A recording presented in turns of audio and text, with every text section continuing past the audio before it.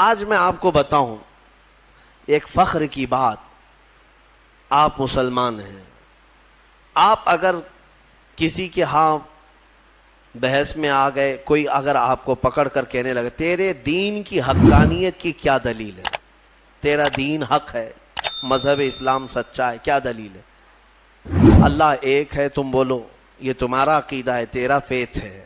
محمد صلی اللہ علیہ وسلم دنیا کے سب سے اعلیٰ اور اشرف انسان ہیں. سامنے والے کہے گا یہ تیرا عقیدہ ہے, تیرا فیتھ ہے. کرنٹ فی زمانہ مجھے کوئی ایسی دلیل دے دے جس کو میں سمجھ سکوں کہ تیرا دین سچا ہے. میرے عزیزو, سچ بتاؤں تمہارے سامنے پیش کرنے کے لیے بڑے بڑے واقعات, بڑی بڑی کہانیاں, بڑی بڑی روایتیں, یہ سب نہیں, بلکہ صرف اور صرف تم قرآن پیش کر کے چیلنج کر سکتے ہو. میرے دین کی حقانیت کی سب سے بڑی دلیل یہ ہے جو آج تک محفوظ ہے. اگر اس میں کوئی شک ہے تو تم اس کا بدل لا کر دکھا دو, یا اگر تم سچے ہو تو تم اپنے دین کی اس طرح مقدس محفوظ کتاب لا کر دکھا دو. یہ میرا چیلنج ہے. اس طرح کی محفوظ کتاب دنیا میں آج تک نہیں ہے اور نہ ہو سکے گی. کوئی بھی کتاب لاؤ, میں اس کے کئی نسخے ضرور دکھا دوں گا, کئی نسخے دکھا دوں گا. جتنے بھی ادیان, جتنے بھی دین دنیا میں پائے جاتے ہیں ان کی مقدس کتابیں ہیں. ہم یہ نہیں کہتے. عیسائی بائبل پڑھتے ہیں لیکن بائبل کی کئی قسمیں ہیں, کئی قسمیں. یونان والوں کی بائبل الگ ہے, امریکہ والوں کی بائبل الگ ہے, انگلینڈ والوں کی الگ ہے. حذف و اضافے کے ساتھ آیتیں بدلی ہوئی ہیں, واقعات میں ہیر پھیر ہے. اسی طرح دیگر مقدس کتابوں کا بھی حال ہے. میں کوئی بھی کتاب لاؤ اس کے 4-5 نسخے ضرور پیش کروں گا. اور پھر میرا یہ چیلنج ہے, تم قرآن امریکہ میں اٹھاؤ یا ہندوستان میں اٹھاؤ, افریقہ میں اٹھاؤ یا عرب میں اٹھاؤ, ہر جگہ تمہیں قرآن وہی ملے گا جو الحمدللہ سے شروع ہوتا ہے اور والناس پہ ختم ہوتا ہے. الحمدللہ. یہ قرآن کی حقانیت کہ اس کے, اچھا آپ کیا سمجھتے ہیں, اس کے دشمن نہیں رہے, اس کو ختم کرنے کی کوششیں نہیں ہوئی؟ بہت کچھ کر چکے, لیکن کیا کر سکتے ہیں؟ آسمان کو کب کون نیچے لا سکتا ہے؟ آسمان کو نیچے کچھ دشمن ہوتے ہیں. سنا ہے کہ کتا چاند کا دشمن ہوتا ہے. ہاں ہم نے سنا ہے, پتہ نہیں کیوں دشمنی کرتا ہے, کیونکہ 14ویں رات کو چاند کو دیکھ کر وہ بھونکنے لگ جاتا ہے, چاند کی طرف دیکھ کر کے بھونکتا ہے, اور شاید سوچتا بھی ہوگا کسی طرح اس کو نیچے گرا دوں بھونک بھونک کر کے, لیکن اس کے بس میں نہیں ہے, اس کی طاقت میں نہیں ہے. اس طرح بہت سارے آج کتے بھونکتے ہیں اسلام کی اس چکا چوند روشنی کو دیکھ کر, لیکن ان کے بس میں نہیں ہے اس کو زمین پر لا سکیں, قرآن کو زیر کر سکیں یا اسلام کو ختم کر سکیں. ہاں بس اتنا ہے کہ اپنے گوفے میں بیٹھ کر تھوڑی دیر بھونکتے رہیں, اور گلا خراب ہو جائے تو خاموش ہو جائیں, بس اتنا ہو سکتا ہے. اللہ تبارک و تعالیٰ کا کروڑا کروڑ احسان ہے کہ اس نے ہمیں دین حق کی ہدایت عطا فرمائی ہے, اور قرآن پاک جیسی محکم اور محفوظ کتاب اللہ نے ہمیں عطا فرمائی ہے. میرے عزیزو, اس کی حقانیت کی ایک اور دلیل میں تمہیں بتاؤں, اس کی حقانیت کی ایک اور دلیل, بلکہ بے شمار دلیلیں ہیں. ایک بات میں آپ کو بتا دوں, ہمارا یہ مزاج نہیں کہ قرآن کو ہم سائنس سے پروف کریں, ضروری نہیں ہم کو.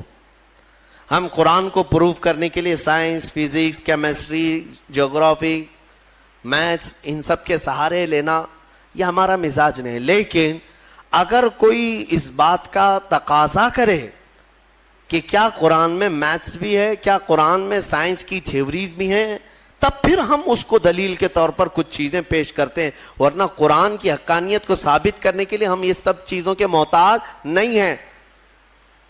میں آپ کو بتاتا ہوں قرآن پاک کی وہ حقانیت. اچھا, یہ سب سے بڑی دلیل یہ ہے, اگر کوئی کہتا ہے کہ یہ محمد صلی اللہ تعالیٰ علیہ وسلم نے اپنی طرف سے لکھ دیا, اپنی طرف سے جمع کر دیا, تو بھی میرے عزیزو, عرب والے یہ بات کہہ سکتے تھے جو ان کے زمانے میں موجود تھے, کسی نے نہیں کہا. جو ان کے جانی دشمن تھے وہ بھی نہیں کہہ سکے, کیونکہ سبوں نے دیکھا کہ اللہ نے انتظام ہی ایسا کیا کہ پوری زندگی میرے آقا صلی اللہ تعالی علیہ وسلم کسی کے ہاں درس لینے کے لیے گئے ہی نہیں. ہمارے نبی کی خصوصیت کیا ہے؟ امی.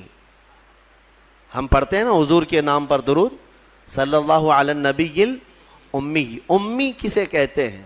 امی کا مطلب ہے جو کسی سے نہ پڑھا ہو، جو کسی سے نہ پڑھا ہو. سنبھل کر کے ترجمہ کرنا. کچھ بدبخت یہاں پر حضور کو بغیر پڑھا لکھا کہتے ہیں. وہ بغیر پڑھے لکھے تھے، نعوذ باللہ. یہ جاہل کیا سمجھے جو پوری کائنات کا معلم بن کر کے آیا ہو، جس کے بارے میں قرآن کہتا ہے الرحمن علم القرآن، وہ رحمان ہے جس نے قرآن تمہیں سکھایا ہے، تم اس کو بے پڑھا لکھا کہتے ہو. امی کا مطلب بے پڑھا لکھا نہیں. جس نے ایسا کہا وہ دنیا کا سب سے بڑا جاہل ہے، سب سے بڑا جاہل ہے. دیکھیں دونوں میں فرق میں آپ کو بتاتا ہوں. ایک بغیر بے پڑھا لکھا جس کو ان پڑھ کہتے ہیں آپ، ایک ہے جو سب جانتا ہے لیکن کسی سے پڑھا نہیں ہے. دونوں میں فرق ہے کہ نہیں ہے؟ ہاں. جس کے دل میں کوڑ ہے، جس کے دل میں بغض اور عداوت ہے، وہ امی کا ترجمہ ان پڑھ کرتا ہے. ان پڑھ کے ذریعے سے معاذ اللہ رب العالمین. جس نے ایسا کہا حضور پاک صلی اللہ تعالی علیہ وسلم کی شان میں اس نے تنقیص کیا، حضور کی توہین کیا، میرے آقا صلی اللہ تعالی علیہ وسلم کی اس نے گستاخی کیا. اور ہم نے یہاں پر سنا بھی تھا، ہماری شہر میں کوئی ایسا ماڈرن آدمی آیا جو یہ کہنے لگا کہ حضور کو لکھنا نہیں آتا تھا. ظالم، تو نے لکھنا کہاں سے سیکھا؟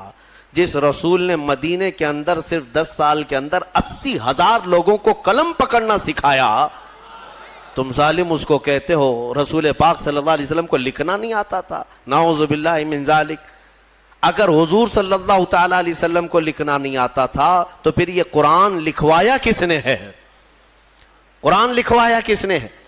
کاتبان وحی ضرور ہیں، لکھنے والے صحابہ تھے، قرآن لکھنے والے صحابہ تھے، لیکن کیا حضور پڑھ دیتے تھے وہ گھر جا کر لکھتے تھے؟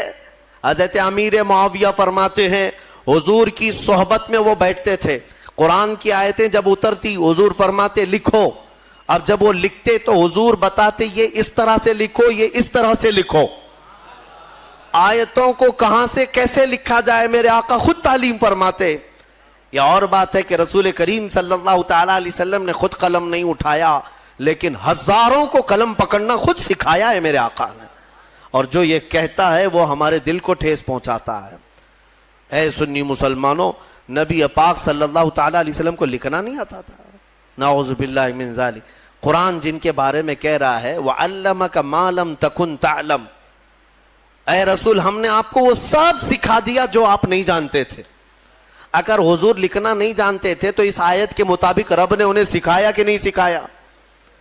اللہ فرما رہے ہم نے وہ سب سکھا دیا. سب میں کیا کیا آیا؟ سب میں کیا کیا آیا؟ سب میں میرا اور تمہارا نام بھی آ گیا. ہاں، میرے رسول کو اللہ نے وہ بھی سکھا دیا کہ اتنے زمانے کے بعد یہ لوگ آئیں گے، فلاں آئیں گے. حضور کو اللہ نے سارے علوم سکھائے.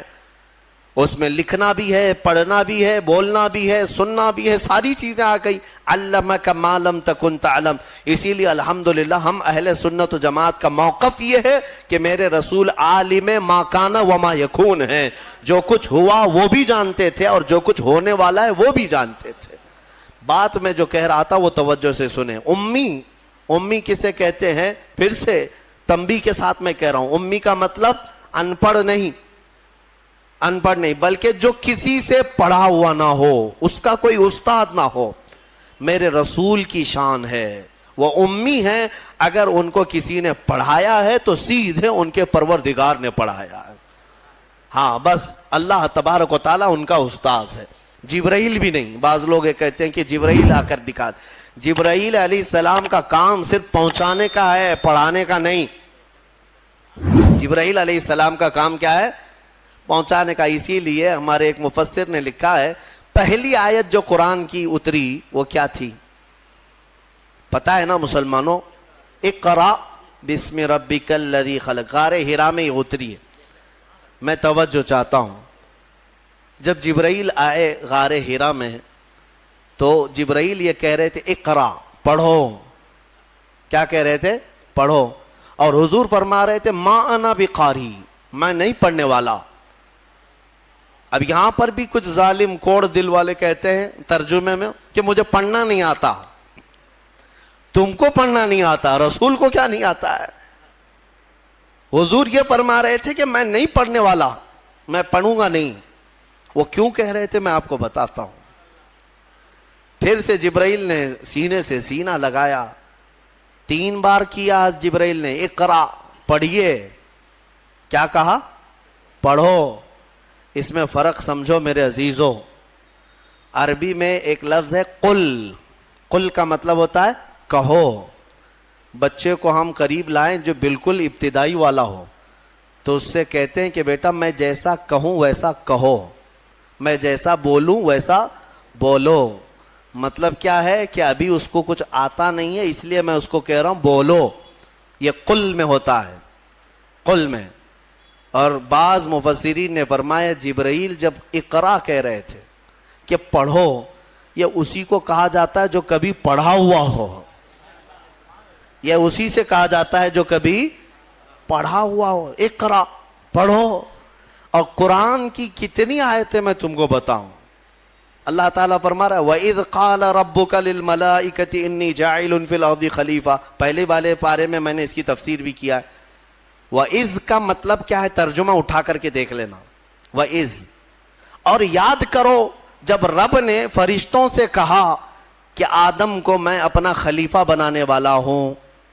اللہ تعالیٰ فرشتوں سے فرما رہا ہے کہ میں ایک انسان بناؤں گا آدم اور اس کو خلیفہ بنا کر زمین میں بھیجوں گا. لیکن اس سے پہلے آیت کہاں سے شروع ہو رہی ہو؟ وَإِذْ. وَإِذْ, وَإِذْ کا مطلب ہوتا ہے یاد کرو. اور یاد کرو اے محمد جب رب تمہارا کہہ رہا تھا فرشتوں سے کہ میں زمین میں اپنا خلیفہ بناؤں گا. حضور کو کیوں کہا جا رہا ہے؟ حضور کو یہ کیوں کہا جا رہا ہے؟ اور یاد کرو مطلب یہ ہے کہ اے محبوب کیا آپ بھی تو تھے اس وقت نورانی حالت میں, نور کی کیفیت میں آپ بھی تھے. وہ یاد کریں آپ جب رب فرما رہا تھا تو جو رسول آدم کے پیدا ہونے سے پہلے سے حالات دیکھ رہے ہوں اس کے بارے میں تم کہتے ہو بغیر پڑھا لکھا ہے. ہاں بہرحال مجھے جو بات عرض کرنی تھی وہ قرآن کی حفاظت کی, وہ یہ ہے کہ اللہ نے ایسے رسول پر یہ قرآن اتارا جو کسی سے پڑھا ہوا نہیں ہے. اور اس قرآن کی سب سے بڑی یہ دلیل ہے کہ رسول پاک صلی اللہ تعالی علیہ وسلم پر ایسا قرآن اترا ہے جو عرب کے لٹریچر میں سب سے ہائی لیول کا لٹریچر ہے, سب سے ہائی لیول کا. عربی فصاحت بلاغت میں اس کا کوئی مثل ہی نہیں تھا. وہاں اس زمانے میں عربی جاننے والے بڑے بڑے شعراء تھے, بڑے بڑے عربی دان تھے. حضور پاک صلی اللہ علیہ وسلم نے چیلنج کے لیے ایک بار خانہ کعبہ کے دروازے پر یہ سورہ بھی لگا دی تھی, انا اعطیناک الکوثر فصل لربک وانحر ان شانئک هو الابتر. کوئی عرب کا شاعر ہے تو اس کا جواب لکھ کر کے لائے. اگر یہ شعر ہے میرے, شعر و شاعری ہے, تو تم اس شعر و شاعری سے اس کا جواب لکھ کر لاؤ. عرب والے جانتے تھے کہ اس کے اندر کتنے معنی ہیں, کتنے مفاہیم ہیں, اس طرح جمع کرنا ان کے بس میں نہیں تھا. ایک بہت بڑے شاعر کو لے آئے, بہت بڑا پڑھا لکھا ان کا فی البدی اشعار میں بات کرنے والا, اس کو کعبے کے پاس لائے اور کہا دیکھو محمد نے یہ لگایا ہے, اس کا جواب دینا ہے. اس شاعر نے غور سے دیکھا اور ایک لائن لکھ دیا, کہا یہ اس کے نیچے لگا دو. ایک لائن لکھ کر کے کہا اس کا جواب میری طرف سے یہ ہے. کیا تھا؟ آیت تو لکھی تھی فصلی لربک وانحر ان شانئک هو الابتر, اور شاعر نیچے لکھا ہوا تھا ما ھذا کلام البشر, یہ بشر کا کلام ہو ہی نہیں سکتا. اس نے نیچے لکھ کر کے کہا اس کا جواب یہی ہے کہ یہ بشر کا کلام نہیں ہو سکتا. اس وقت کے لوگوں نے اس کے اعجاز کو سمجھ لیا تھا قرآن عظیم کو کہ یہ محمد صلی اللہ علیہ وسلم کا اپنے پیٹ سے نکالا ہوا نہیں ہے, یہ بلکہ یہ اللہ رب العزت کی طرف سے کوئی تو ہے جو ان پر اتار رہا ہے یہ آیتیں. آپ کو ایک حیرت کی بات میں بتاتا ہوں. امریکہ کا جو انکشاف ہوا یہ تو بہت سالوں بعد پتا چلا نا کہ اس طرف بھی ایک دنیا ہے. بہرحال اٹلانٹک اوشین میں جو یعنی سمندری سفر کا ماہر ایک بڑا مورخ بھی ہے، دانشور بھی ہے، پڑھا لکھا آدمی ہے، اور وہ سائنٹسٹ بھی ہے۔ وہ سمندری سفر میں اٹلانٹک اوشین سے گزرتے ہوئے ایک علاقہ دیکھتا ہے جہاں سے اس کا جہاز گزر رہا تھا، تو وہ ایک ایسی جگہ آئی جہاں اتنا اندھیرا ہے کہ سورج کی ایک کرن بھی نہیں پڑتی، وہاں پر ایک کرن بھی نہیں آتی۔ اور جب جہاز وہاں چلا جائے تو اس نے کہا ہاتھ باہر نکالو تو بھی نظر نہ آئے، اتنا اندھیرا ہے، ایک علاقہ ہے سمندر کے بعد۔ اس نے باہر آ کر کئی سالوں کے بعد اس کا انکشاف کیا کہ میں نے اٹلانٹک اوشین کے اندر ایک ایسی جگہ دیکھی ہے جہاں پر سمندر میں نہایت ہی اندھیرا ہے، نہایت ہی اندھیرا ہے، ہاتھ نکالو تو بھی نظر نہ آئے۔ یہی اس کے جملے تھے۔ اور ظاہر سی بات ہے پہلا وہ شخص ہے جس نے یہ کھوج نکالی سمندر کے علوم میں، لیکن جب اس نے نکالا تو علماء ربانیین نے سن کر کے کہا قرآن پاک کی آیتیں پڑھو۔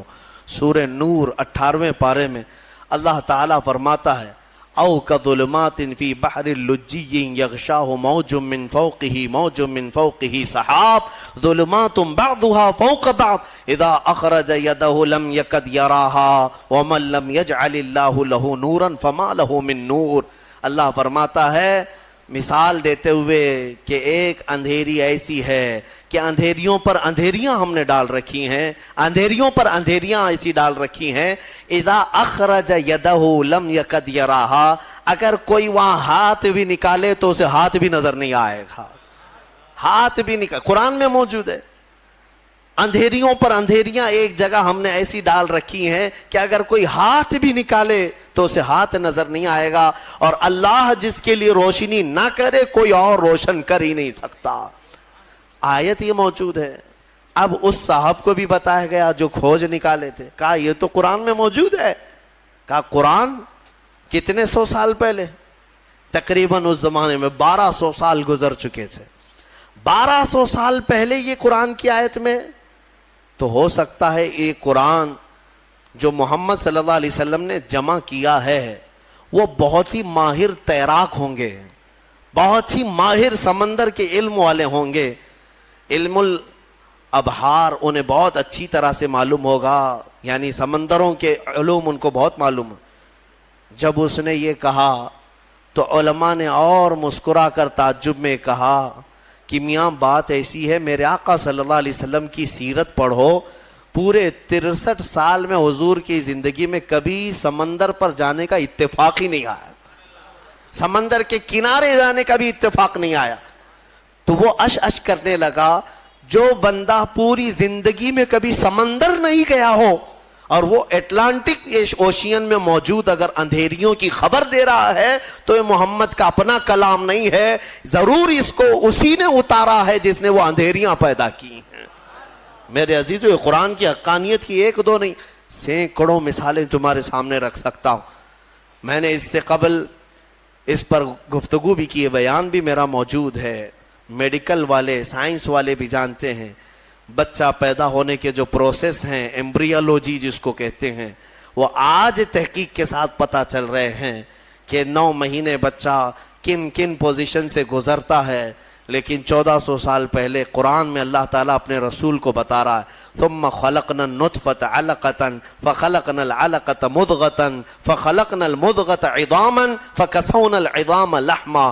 ڈاکٹروں سے پوچھ لینا، MBBS کیے ہوئے ہوں یا دیگر جو ایمبریولوجی پڑھے ہوئے ہوں، انہیں پتہ ہے بچہ جیسے ہی نطفہ ماں کے رحم میں جاتا ہے اس کے بعد کیا بنتا ہے، اس کے بعد وہ نطفہ تھوڑا سا بڑا ہو کر کے چپچپا بنتا ہے، چنگم کی طرح جس کے اندر چپکنے والی چیز ہو، اور اس کو عربی میں علقہ کہتے ہیں، علقہ کہتے ہیں، وہ بہو وہی ترجمہ ہے۔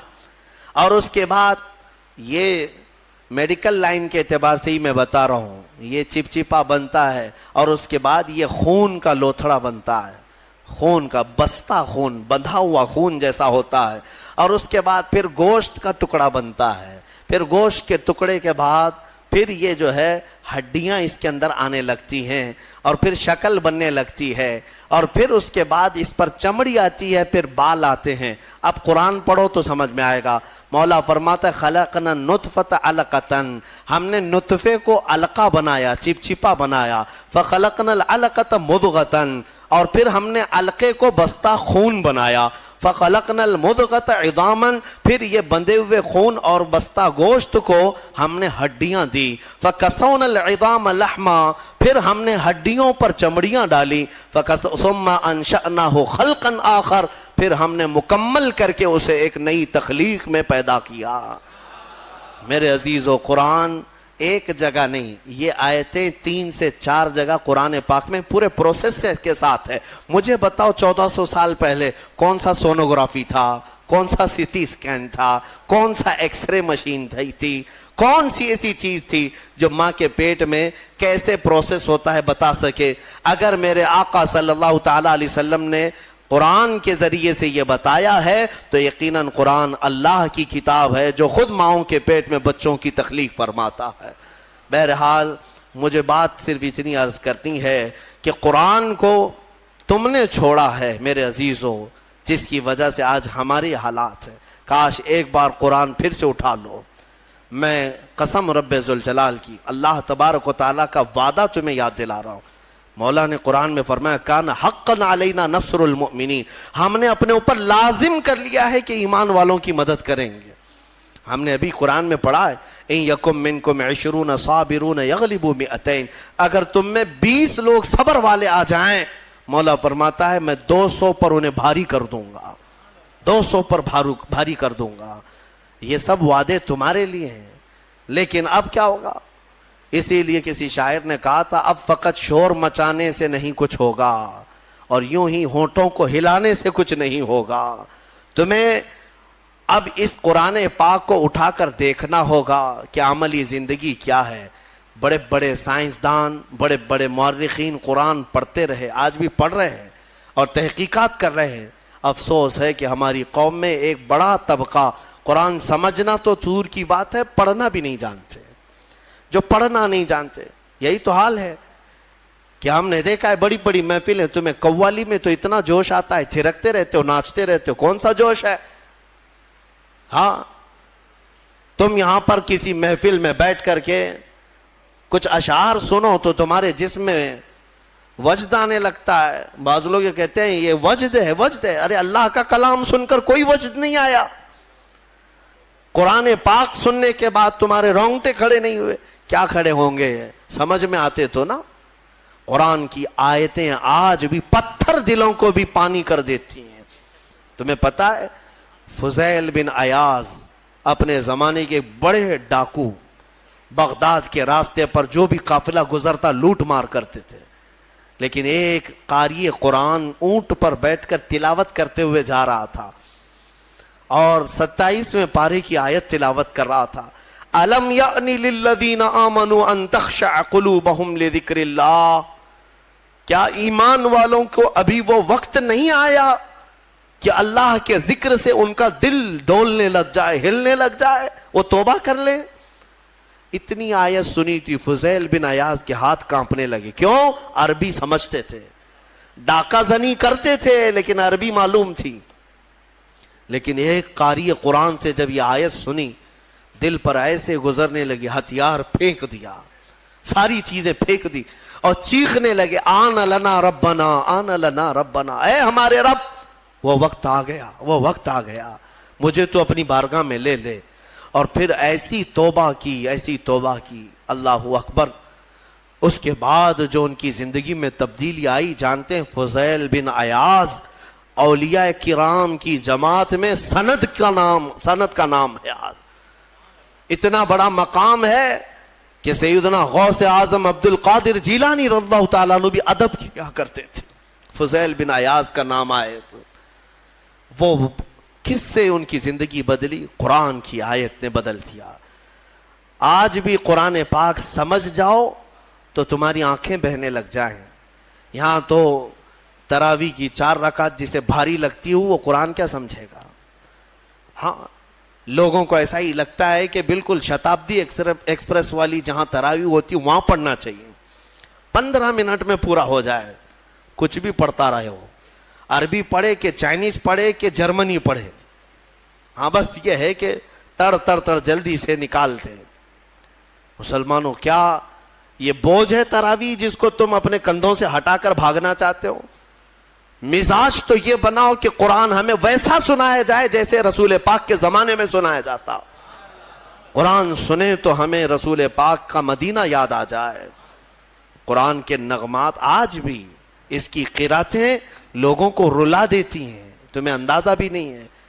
کئی انگریز مصر میں نے دیکھا ہے, کئی انگریز جن کو قرآن سنایا گیا اور انہیں معلوم تھا تو وہ رو پڑے. ایک فرانس کا بہت بڑا ڈاکٹر تھا اسکندریہ میں, ایک ہمارے بڑے شیخ ہیں, وہ قرآن کی تلاوت کرتے تھے تو وہ اپنی ڈاکٹریٹ پہ بڑا فخر کرتا تھا. صرف وہ حضرت کی قرآن کی تلاوت سننے کے لیے وہ باہر کھڑا رہتا.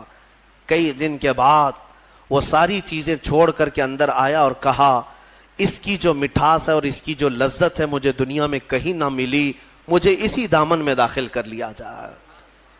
کئی ایسے لوگ ہیں جنہوں نے قرآن پاک کو سن کر کے اپنی زندگیاں بدل لی. تمہیں کیا ہو گیا؟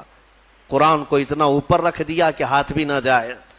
تمہارے فریج اور ٹی ویاں تو صاف ہوتی ہیں, قرآن پر تو پتہ نہیں کتنی گرد و غبار لگی ہوئی ہے. ہاں ابھی رمضان میں اس کو صاف کر دیا ہوگا, اٹھایا ہوگا. قرآن تم کب اٹھاتے ہو؟ قسم کھانے کے لیے. جھگڑا ہو جائے دیکھو میں قرآن کی قسم کھا رہا ہوں. یا پھر کب قرآن اٹھاتے ہو؟ جب کسی کی میت ہو جائے, جلدی لاؤ قرآن. ارے یہ زندوں کے لیے اترا ہے قرآن, مردوں کے لیے نہیں. قرآن زندوں کے لیے ہے نا.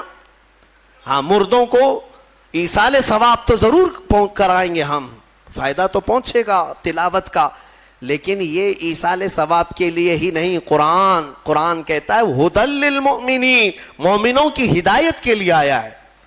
ہدایت چھوڑ کر کے تم دکان کی اوپننگ کے لیے, گھر کی ٹھنڈک کرانا ہے, اوپننگ کرانا ہے, اور پھر ماں باپ کی میت ہو گئی ہے, اور پھر کیا ہے جھگڑے میں قسم کھانا ہے. یہی ساری چیزیں قرآن اٹھانے کی ہے. قرآن عظیم اللہ تعالیٰ کا وہ عظیم تحفہ ہے کہ پوری زندگی بھر اس پر رشک کرو گے تو بھی کم ہے. آج پوری دنیا میں کسی قوم کے پاس یہ کتاب نہیں ہے جتنی محکم کتاب تمہارے پاس ہے.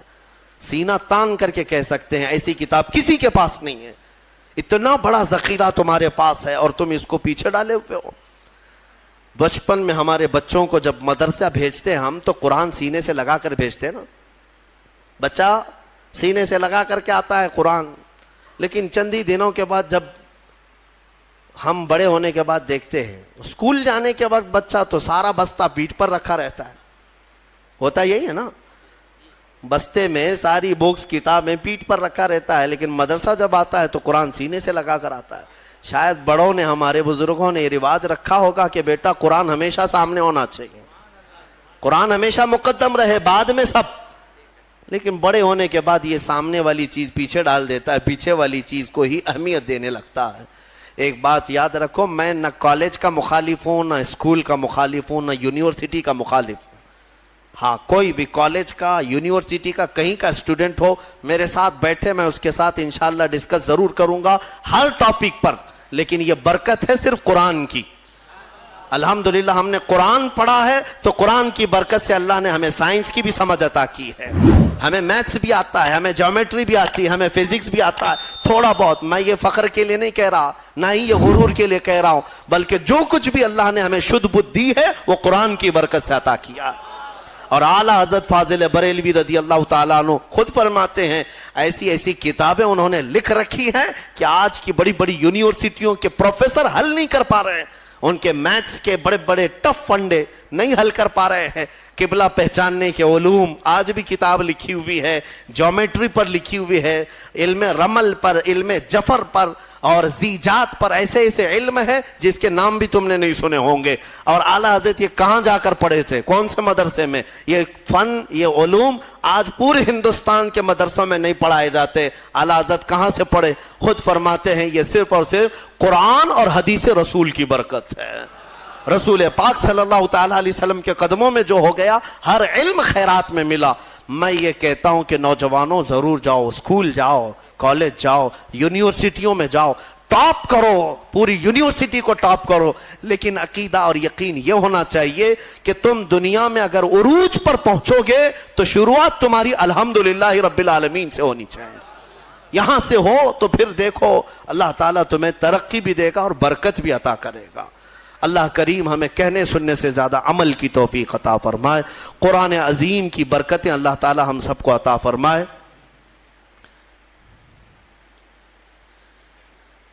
ایک سوال ہے، یہ ہر نماز کے بعد یہاں پر جو تسبیح پڑھی جاتی ہے سبحان اللہ وبحمدہ سبحان اللہ العظیم وبحمدہ استغفر اللہ، یہ بخاری شریف کی حدیث ہے، بخاری شریف کی حدیث ہے، صحیح